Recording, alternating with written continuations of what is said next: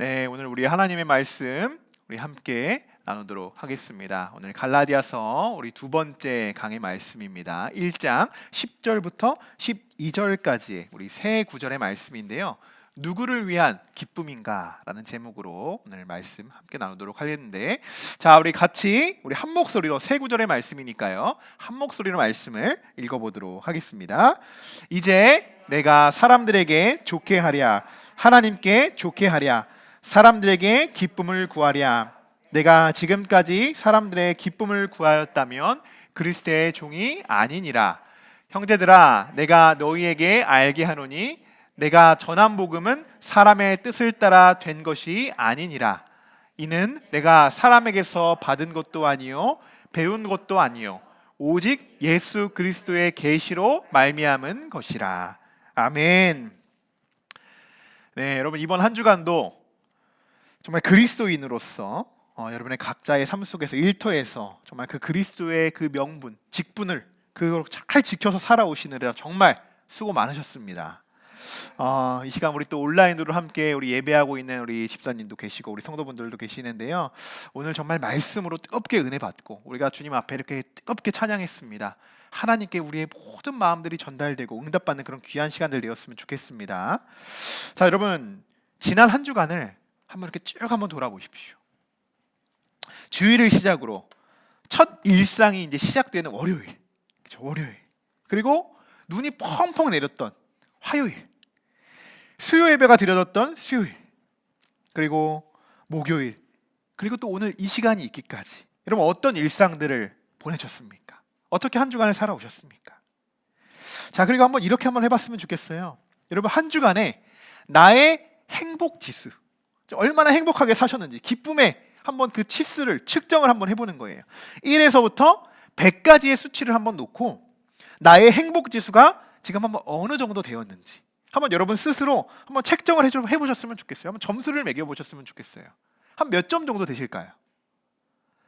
우리 수연자매 한 몇 정도 될까요? 점수가, 한 행복 지수가 88점. 네, 8점. 네, 8점 된답니다. 네. 100점 만점 80. 80점. 상당히 높은 점수죠. 우리 권사님, 우리 김근식 권사님 50점. 네, 50점. 우리 뭐 각자 다 점수가 다를 거예요. 또 각자 여러 개의 사정들이 있을 것이고. 저도 여러분들과 마찬가지로 오늘 말씀을 준비하면서 저희 한 주간을 쭉 돌아봤어요. 월요일부터 주일부터 시작을 해서 그러면서 나의 행복 지수를 한번 측정해 보았습니다. 자, 그러다 보니까 저의 이제 일주를 한 주간을 쭉 돌아볼 수밖에 없겠죠. 근데 주일은 말씀을 열심히 전하고 어떻게 보면 주일이 저에게 가장 거룩한 날이고 너무나도 행복한 날이죠.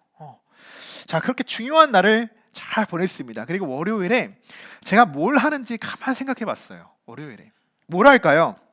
목회자들은 월요일이 원래 쉬는 날이죠. 쉬는 날인데 그래서 저는 교회에서 말씀을 준비하고 있더라고요. 그래서 화요일도 생각해 봤어요. 내가 뭘 하고 있을까? 근데 또 말씀을 준비하고 있더라고요. 수요일은요, 말씀을 전하고 있더라고요. 목요일은요, 또 말씀을 준비하고 있어요. 금요일은요, 또 말씀을 전하고 있더라고요. 그러면서 나는 언제부터 이랬나? 나는 언제부터 이랬지? 생각해 봤어요. 근데 개척을 하고 나서부터는 계속 제가 이러한 루틴을 지켜서 이렇게 생활을 했더라고요. 정말 특별한 일이 없으면 저는 뭘 하든지 아무것도 일이 없어도 그냥 교회에 나와 있었습니다. 이런 저의 행복 지수는 그럼 얼마나 될까요? 궁금하지 않으세요, 여러분? 저는 자신 있게 말할 수 있어요. 100%라고 말하면 거짓말이겠죠. 거짓말이겠죠. 그런데 90% 이상 행복합니다. 정말이에요, 정말 진심이에요. 제가 이전에 이제 부사역자일 때 뭐 이렇게 만났던 성도분들 뭐 이렇게 지인들 있잖아요. 그런 사람들이 저에게 늘 물어보는 이야기들이 있어요. 개척했으니까 어때? 개척했으니까 어때요? 목사님 어때요? 라고 묻고 하는데 저는 그럴 때마다 이렇게 대답합니다. 너무 행복해요.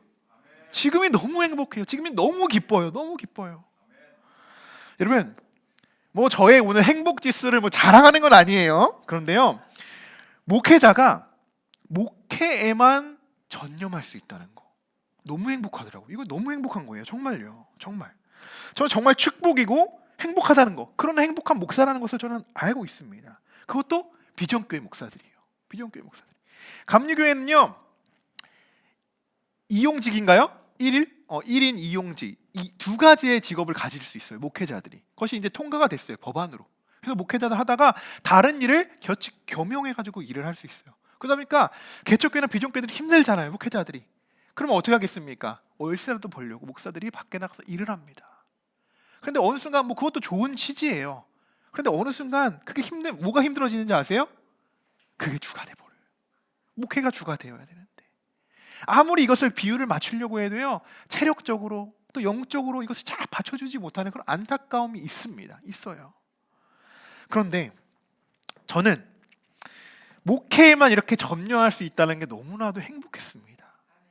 물론 저의 사랑하는 우리 사모님의 내조가 있었기에 또 이렇게 가능했던 거죠. 너무나도 잘 알고 있어요. 너무나도 늘 수고해요. 너무나도 수고해요. 새벽부터 나가서 늦게까지 와서 이렇게 또 사역에 뒷받침을 해주는 우리 사모님이 있었기 때문에 이 모든 것들이 가능했겠죠. 자, 정말 감사하게 생각하고 있습니다. 그런데요, 그보다 더 감사한 것이 있어요. 뭐냐면요, 항상, 언제나, always, 항시 제가 말씀을 늘 가까이 하고 있다는 거예요. 늘 그것을 묵상하고 연구하고 늘 그것에 대해서 어떻게 내가 적용할까, 그것을 내가 늘 생각하고 있다는 거예요. 그리고 그 말씀을 묵상하고 준비하는 것에서 저 스스로에게 정말 기쁨이 있어요. 기쁨이. 이전에는 참 음악을 했던 그 즐거움이 있었어요. 막 연주를 했을 때 그런 게 있어요. 막 연주가가 막 그 연주에 취해서 듬뿍 취해가지고 막 연주할 때 마치 뭐 신들린 것처럼 막 거기서 푹 빠져서 막 연주하는 그런 것들을 경험할 수 있거든요. 그런데 말씀을 준비하는 것이 그거보다 더 기쁘더라고요. 비교할 수 없게.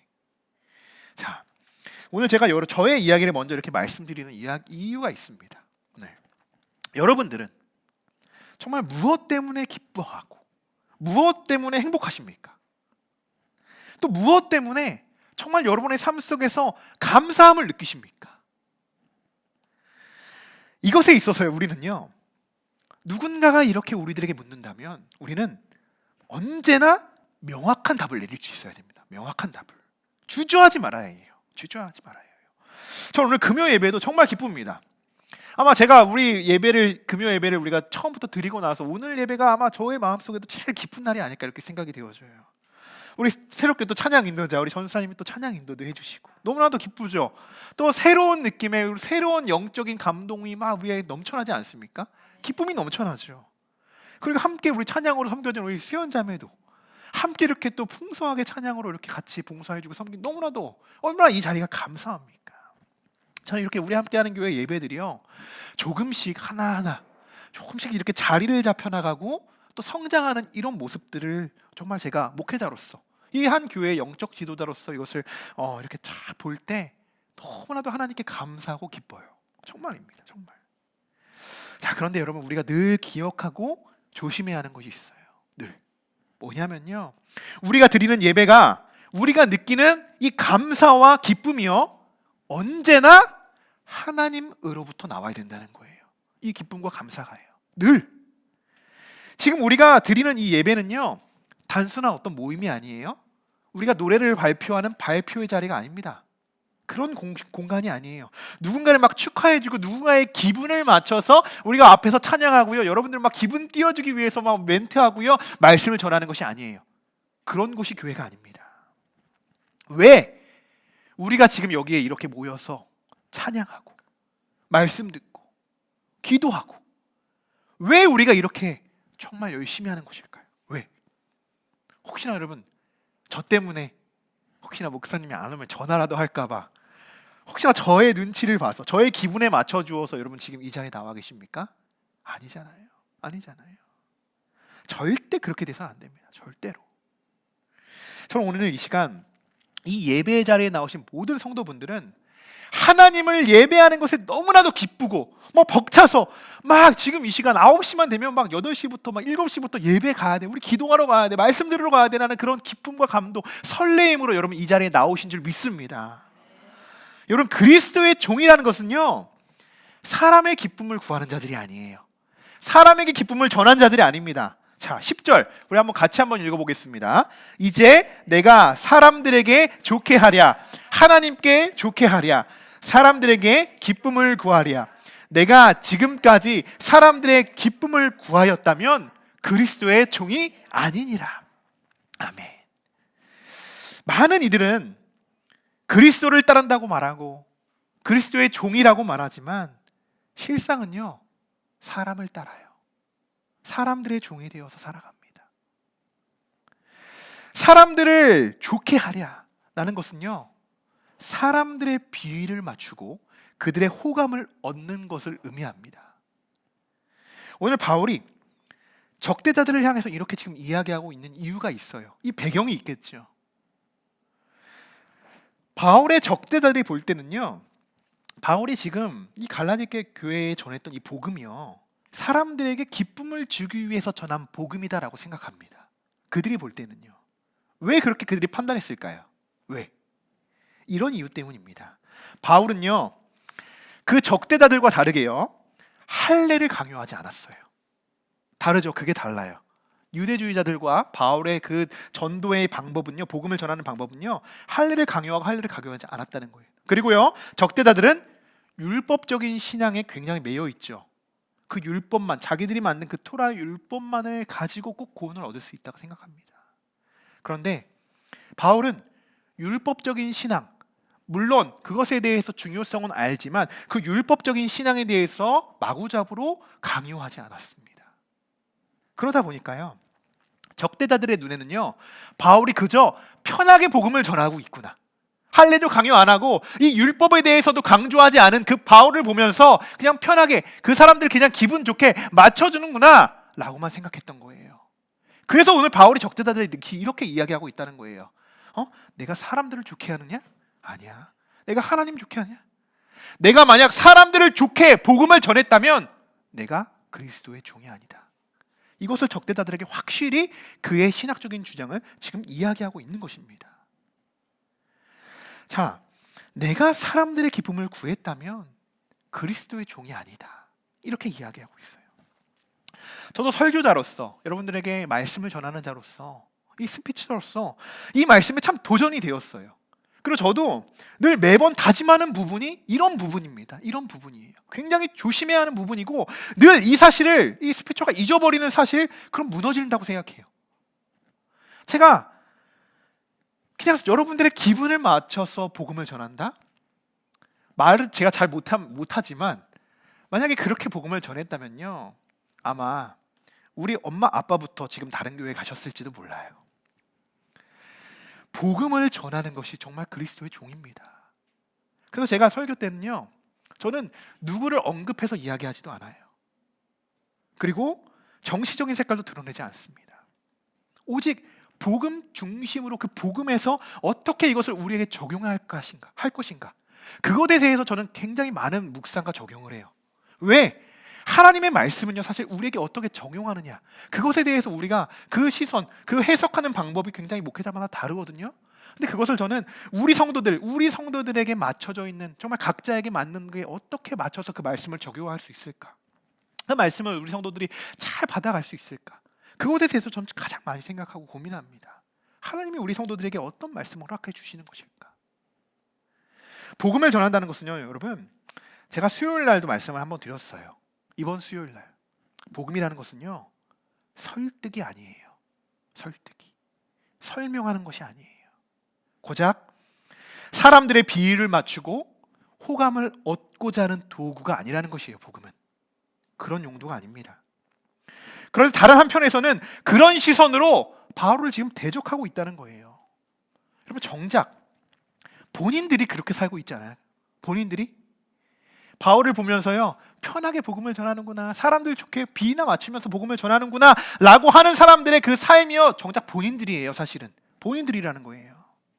사람들의 기쁨을 위해 다른 복음을 전하고 있어요, 그들이.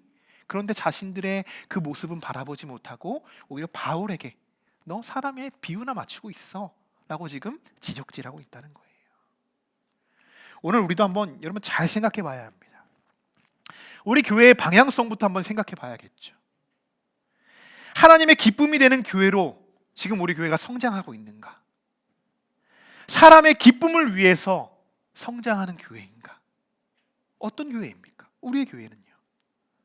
물론 함께 교회를 세워가는 이 성도들 간에서도 기쁨이 있어야겠죠. 기쁨이 없을 수는 없어요. 그리고 성도와 또 목회자에 관해서도 기뻐야죠. 그런데 이것이 잘못되는 순간이 어느 순간이냐? 이 기쁨이요, 어느 순간 하나님이 아닌 사람에게 포커스가 맞춰질 때가 있어요. 그럴 때 기쁨이 무너지게 되는 거예요. 그럴 때 목회자가 제대로 된 복음으로 성도들을 양육하지 못하고 그들을 가르치지 못하고 그저 성도들의 비위나 맞추고 있으면 여러분 어떻게 되겠습니까? 어떻게 되겠어요? 또 성도들은 제대로 된 신앙생활을 해야 하는데도 불구하고 자꾸 목사님의 눈치를 보고 목사님의 비위를 맞춥니다. 어떻게 되겠습니까? 제가 오늘은 굉장히 지금 순화해서 말씀을 드리는 겁니다. 현이 한국교회 사태에 대해서. 한국교회의 위상이 무너지는 이유가 있다면요, 가장 큰 이유가 이런 것이라고 저는 생각이 되어져요. 이런 것이라고. 복음으로서 가장 기뻐해야 하는 것이 여러분 교회입니다. 교회예요. 어느 것보다도 가장 중심으로 잡혀져 가야 되는 것이 교회라는 게 복음이라는 거예요. 복음. 교회 안에서는요. 그런데 사람들로 인해서 그 복음이 묻혀지고 있어요. 목회자로 인해서 그 복음이 무너지고 있어요. 교회에 복음이 없어요. 예수님이 안 계세요. 예수 그리스도의 복음보다 사람들의 목소리가 더 크게 울려 퍼지고요, 예수님의 음성과 하나님의 음성보다 담임 목사의 말에, 담임 목사의 소리에 귀를 기울입니다. 그곳에 따라갑니다, 사람들이. 목사는 또 자신의 기쁨이 되고자, 자신의 뭔가 부와 그 권력을 누리고자 자신의 기쁨을, 그 기쁨으로 교회를 운영하고 자신을 기쁘게 해주는 그 도구로 교회를 사용합니다. 이게 무슨 사업장입니까? 물론 모든 교회가 다 그런 것은 아니죠. 물론 다 그렇습니다. 이 중에도 분명히 건강한 교회는 있어요. 분명히 있습니다. 그리고 우리 교회도 꼭 그렇게 건강한 교회로, 정말 올바르게 모든 부분이 조금씩 다 정말 그 수준이 낮더라도, 그 기준값이 낮더라도 골고루 잘 건강하게 성장해 나갈 겁니다. 그렇게 될 거예요. 그러기 위해서는요, 여러분, 이러한 문제점들을 우리가 지금부터 제대로 파악하고 있어야 됩니다. 왜 늘 교회들이 무너지는가?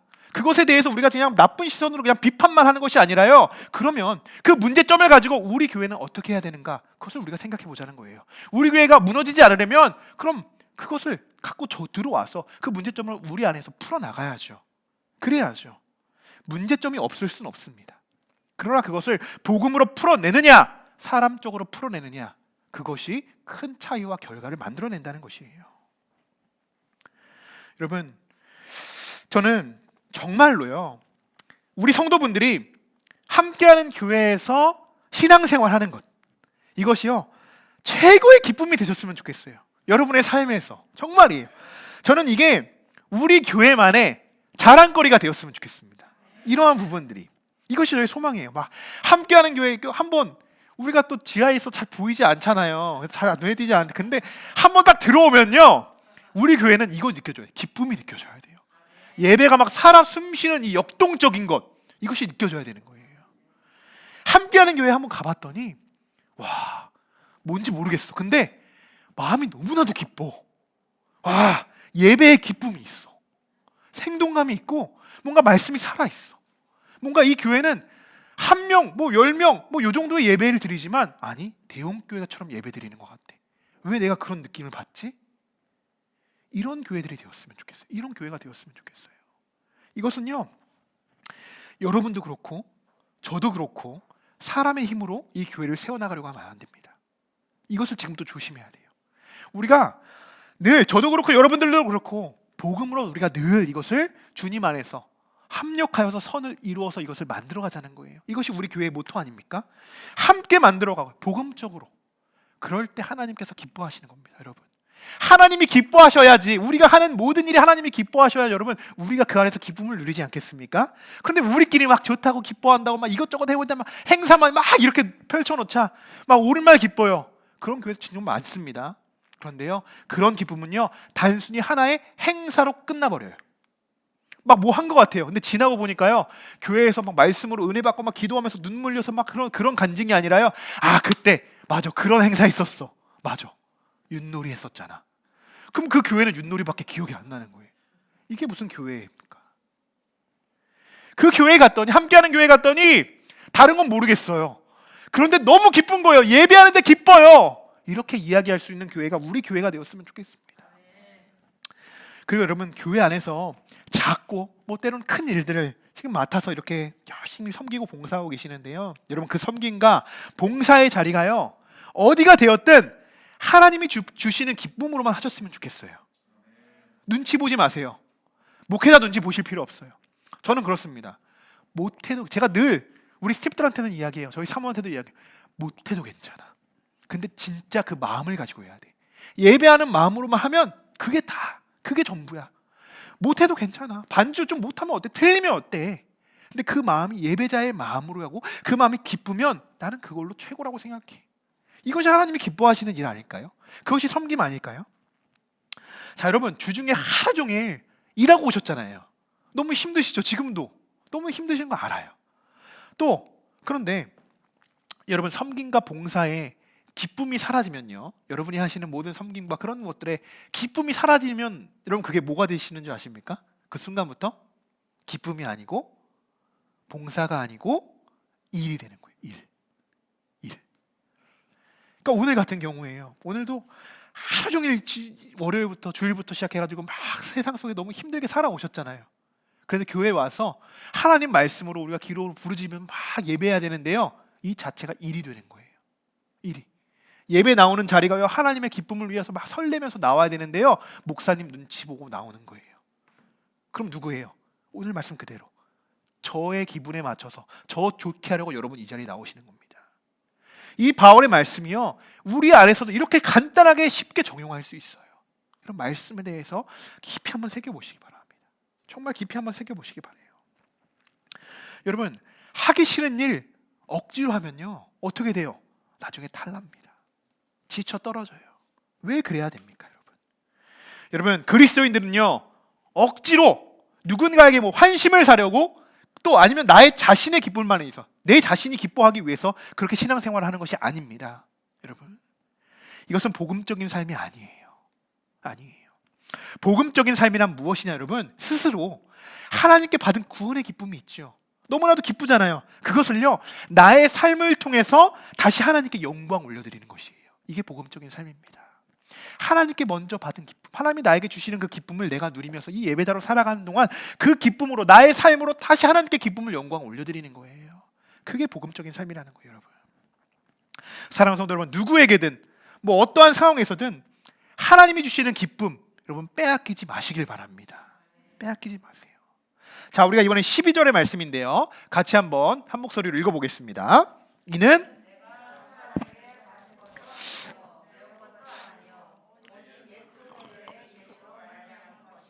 아멘. 자, 이는이라고 시작하는데요, 이는이라는 것은 복음이라죠. 복음을 말하는 거예요. 복음은 사람에게서 어떻게 한다고요? 받은 것도 아니에요. 그리고 배운 것도 아니다라고 이렇게 이야기했습니다. 그렇죠? 오직 어디에서 말미암은 것이라고요? 이것이요?